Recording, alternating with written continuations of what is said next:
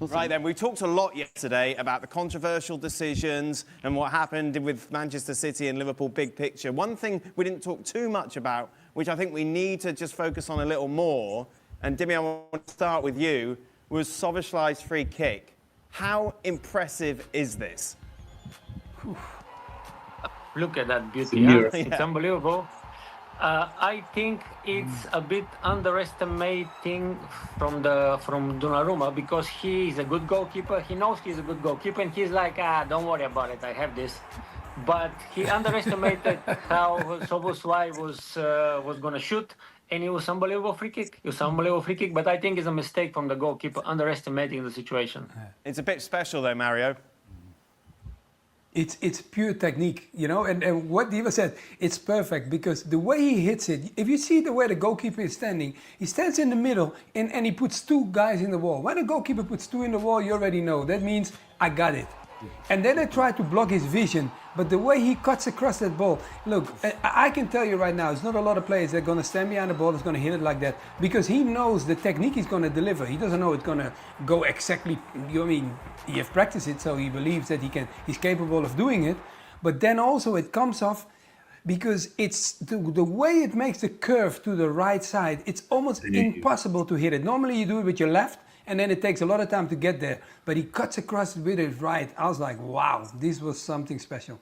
In the end, though, doesn't matter. Liverpool lose. Manchester City, of course, going to Anfield and getting the victory. Part of their win was Erling Haaland scoring the penalty. Of course, he hasn't been scoring at the rate in which we've been used to since he arrived at the Premier League, and he discussed that, talked about fatigue. This is what he had to say after the game about getting the goal today and his run that he's had so far in January.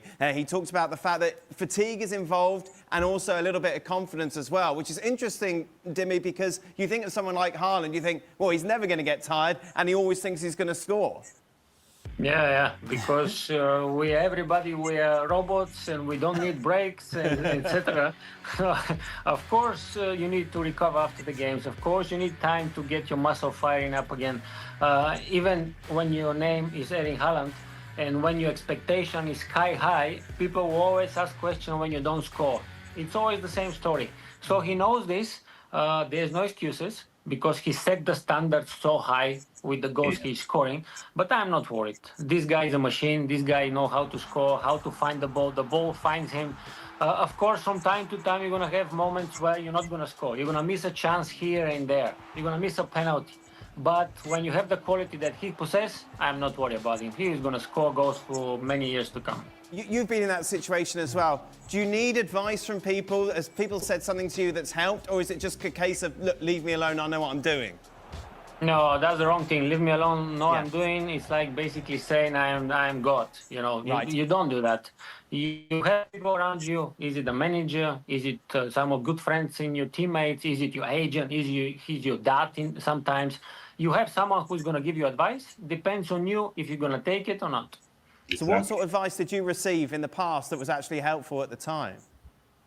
Stay strong in the head. Right. I think that's one of the most important stuff as a striker, in a striker perspective, when you don't score goals, because people will be on your back. Why you're not scoring? Yeah, you can go up and down the pitch, chasing, defending, but your main objective is to score goals. So when you don't scoring, people will be on you, media, fans.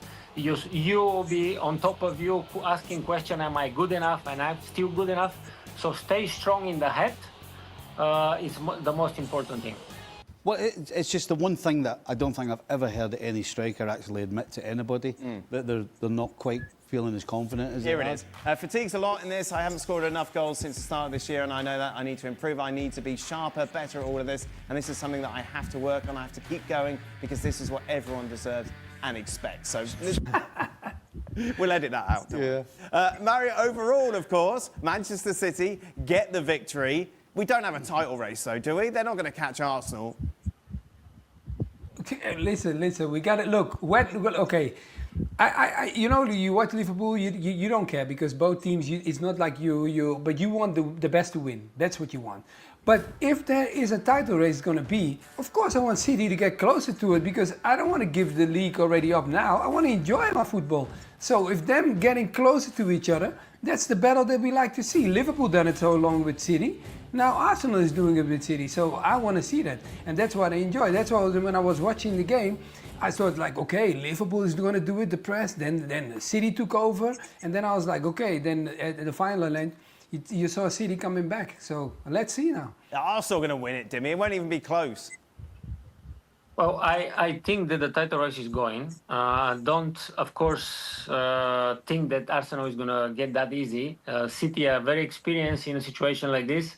Arsenal already had a couple of years back when they were first and then, missed games, dropped points here and there, and then didn't win the Premier League. But I think probably in the end it's going to be there, yeah, because it's time. I think in a way they play. I like watching them. They have a good team, good coach, but the race is still on at this moment. Talk to me about Gyökeres, Dimmy. Is he world class? Not yet, unfortunately, although he have all the attributes for a striker, for a centre forward. But again, guys, it comes down to the confidence of a striker. The confidence comes when you score goals. That's it. Top end, ugly goals, beautiful goals. You don't care, as long as the ball is in the back of the net. And I was happy for him to score 2 goals, especially coming from the bench, because now he's asking questions from Arteta. Boss, I need to play next game. I scored 2 goals. In his mind, he's starting next game. Trust me. The problem is, though, if he doesn't start and Kai Havertz and Jesus is preferred, if you're third on the rung when you arrive in the summer thinking you're going to be the big man, again, in his head, Dimmy, that's going to be a bit strange, isn't it?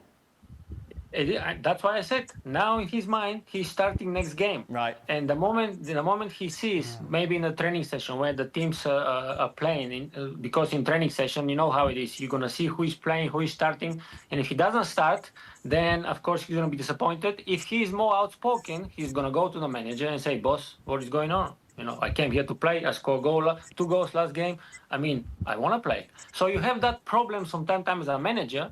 But that's why you're the manager. You need to know how to manage this type of players. Arsenal, of course, involved midweek, looking to try and extend their lead at the top of the table. And then this weekend is all about the FA Cup. You can see every single game live on ESPN. Plus, we'll cover you over Friday, Saturday, Sunday and Monday, including the likes of Wrexham against Ipswich, Liverpool against Brighton. Arsenal-Wigan is our late game on